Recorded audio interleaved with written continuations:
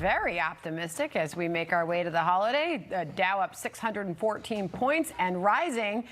There are increased hopes of a fresh rate cut possibly happening next month. Could be some needed relief for some.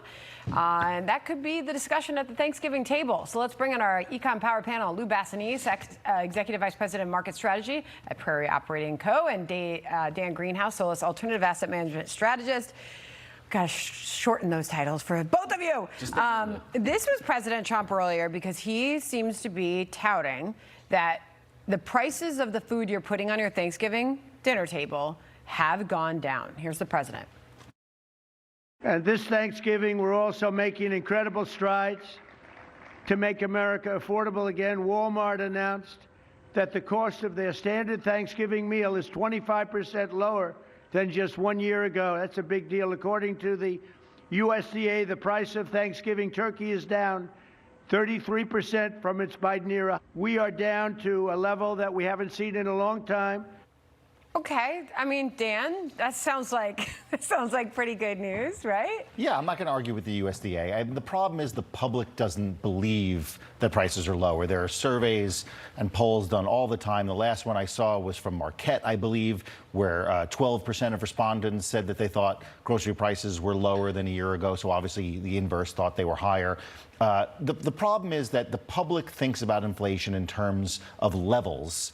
How much am I spending at the store relative to a year ago, 3 years ago? And the policymakers speak in terms of growth rates. So if inflation is only 2% instead of 4%, you're going to have a lot of people in the government saying inflation is lower. When the average person goes to the store and is spending $150 when they used to spend $100, they're not going to buy into that. Yeah, and that's the way people are feeling. So there's a question that is out there from Butterball. We spoke to Butterball this morning, Hemmer and I. Who better to go to?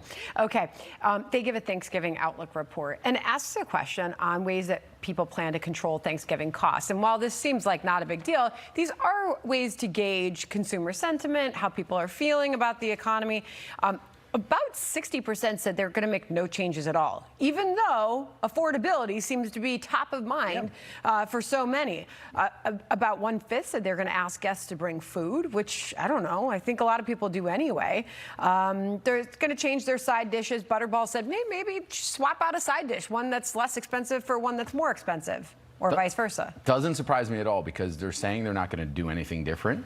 They're just going to keep spending, and that's exactly it. We saw consumer sentiment plummet, because everyone's feeling bad, but they're still acting the same way they have. What does that tell you? So it tells me nothing, because people say one thing and do another, and if we look at consumer spending, personal consumption since the middle of 2022, it's basically been steady Eddie all the way across. Okay, the one thing to be sure there, Charles Payne was sitting in your chair, says he watches those credit card rates, and people are racking up more debt, and the one area where they're seeing movement with the banks on the credit cards is they are expanding the limit on those credit cards while they're racking up more debt. But here's the key thing, though. 95.5% of all debt is being paid on time right now. So the inverse of that, only 4.5% of debt is delinquent.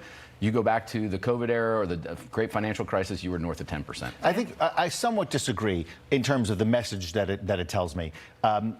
It tells me that people are able to bear the higher prices. And I know that's a subtle difference between... No, I if agree they with couldn't, that. Prices would be going down. The demand's still there. We have a famous saying in economics, nothing cures higher prices quite like higher prices. And so if there really was a tremendous... And I don't mean to dismiss this because there's lots of families out there struggling under the weight of higher prices. But on balance across the economy, if you could not pay these prices, you would not pay these prices. So how has affordability become... Oh, it's a buzzword. Gosh. All right, we're the 30 seconds from the show ending. I wish you both a very happy Thanksgiving. I had such a great answer for that. Oh, come back. We're here tomorrow. Okay.